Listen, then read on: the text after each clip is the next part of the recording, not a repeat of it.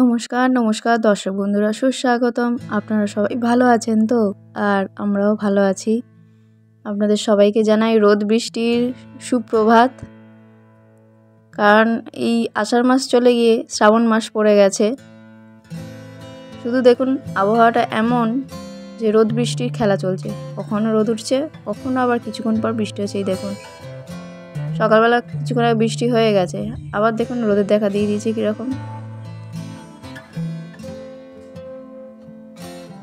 নীল আকাশের মধ্যে সাদা রঙের মেঘ, কালো রঙের মেঘ, দুটোই কিন্তু খুব সুন্দর লাগছে, দারুণ লাগছে কিন্তু। আর তার সঙ্গে এই প্রকৃতির সবুজ গাছপালা। ছোটোবেলায় এরকম বৃষ্টি হতে হতে অনেক সময় রোদ উঠে যেত, বা বৃষ্টি হওয়ার পরে যে রোদ হতো, আবার বৃষ্টি হতো, আবার রোদ হতো। এগুলো আমার মাসিদের মুখ থেকে শুনতাম যে এটাকে ইলশে গুড়ি বলে। এরম মানে এরম রোদ বৃষ্টিতেই ইলিশ মাছের নাকি ডিম ফুটে বাচ্চা হয়। ছোটোবেলায় দেখতাম গঙ্গায় ইলিশের চাষ হতো, গঙ্গার জল দেখতাম লাল টকটকে হয়ে থাকতো, মানে প্রায় প্রচণ্ডই লাল হয়ে থাকতো। টকটকে না হলেও মানে খুবই লাল, মানে ওটা স্বাভাবিকভাবে দেখাও যেত না যে গঙ্গা জল এরকম লাল হয় বলে। দেখুন মেঘের আড়াল থেকে সূর্য যেন সেই টুকি টুকি খেলছে, ঝলকানিটা কিন্তু দিয়ে যাচ্ছে রোদের।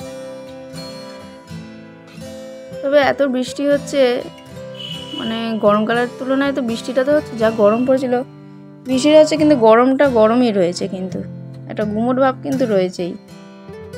তবুও গরম যা পড়েছিল এবারে, তার থেকে ওই বৃষ্টিতেই আমরা একটু রিলিফ নিচ্ছি, ওতেই আরাম নিচ্ছি, ওটাতেই নিজেদেরকে সান্ত্বনা দিচ্ছি যে যা গরম পড়েছিল গরমকালের থেকে তো একটু আরাম পাওয়া যাচ্ছে, এই ভেবেই নিজেকে সান্ত্বনা দিচ্ছি। এই দেখুন দেখতে দেখুন আবার বৃষ্টি এসে গেল ছাদে। এরকম বৃষ্টি হলে গরম লাগলে খুব ভিজতে ইচ্ছে হয়। বৃষ্টি এলে বৃষ্টি দেখলে যেন মনে হয় তখন ভেজার জন্য যেন মনটা ছেলে মানুষ হয়ে যায়।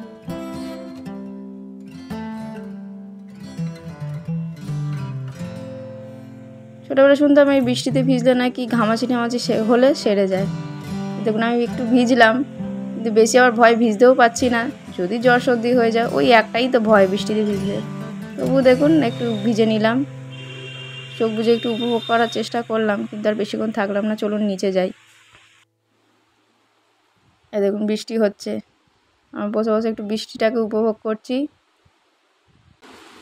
এই দেখুন এবার নিশ্চয়ই বুঝতে পারছেন, দেখুন বৃষ্টি হচ্ছে, আবার এক্ষুনি থেমে যাবে, আবার রোদ দেবে। তা আজকে আমাদের বিশেষ সেরকম কিছু কাজকর্ম নেই, কারণ আজ হচ্ছে শ্রাবণ মাসের শনিবার। আমাদের মানে আমার আর আমার শাশুড়ির ব্রত আছে, মানে এই শনিবার দিনে আমরা বড় বাবার ব্রতটা করে থাকি প্রত্যেক বছরই।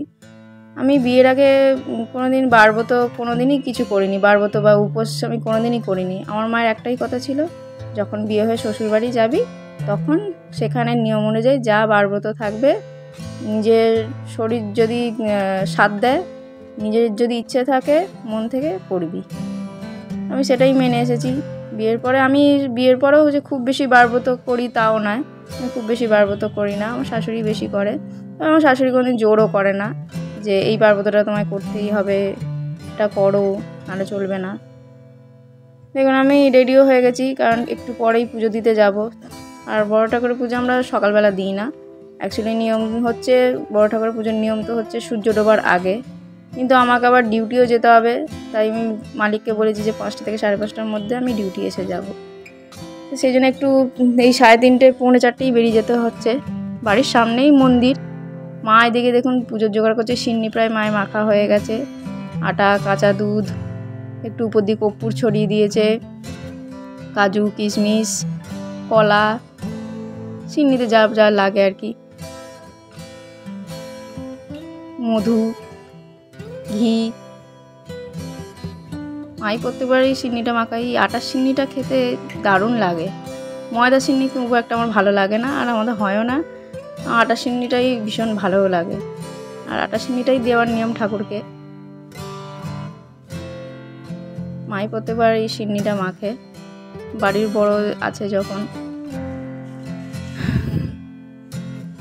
এতে আমি একটু মধু ছড়িয়ে দিচ্ছে মা, একটু এলাচও থেতো করে দিয়ে দিয়েছে। উপর দিকে কর্পূরটা ছড়িয়ে দিলে গন্ধটা খুব সুন্দর ছাড়ে। আজকে সিন্নি দেবো যেহেতু, আগের দিনে নিরামিষ ভাত খেয়েছি।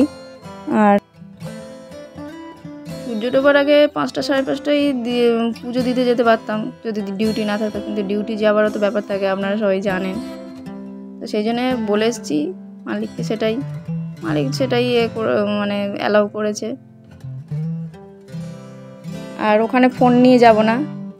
আর আমার মন্দিরটা, বড় বাবার মন্দিরটা হচ্ছে আমাদের বাড়ির সামনে একদম। সেই বড় বাবার মন্দিরটা আপনাদেরকে এর আগে সোজা রথের সময় ভিডিওতে শেয়ার করেছিলাম মন্দিরটা। যে আমাদের বাড়ি থেকে বেরিয়ে যখন আমার জায়ের মেয়ে রথটা নিয়ে যাচ্ছিল, রথটা যে সামনেই একটা মন্দিরের সামনে দাঁড়ালো, ওই মন্দিরেই আজকে পুজো দিতে যাব আমরা। এই দেখুন সিন্নিও রেডি হয়ে গেছে, মায়ের ফল কাটাও রেডি হয়ে গেছে। এই দেখুন সব আমাদের ফুল টুল মানে যা যা নিয়ে যেতে লাগে সব জোগাড় হয়ে গেছে। এবার যাব, সেখানে গিয়ে তো আর ভিডিও করতে পারবো না। পুজো দিতে গেলে ঠিক ওই ভিডিও করাও যায় না, কারণ সব ধরে নিয়ে যেতে হবে জিনিসগুলো, ভিড়ভাড়টা থাকবে। আর পুজো দিতে গেলে পুজোর একটা কনসেন্ট্রেটও নষ্ট হয়ে যাবে।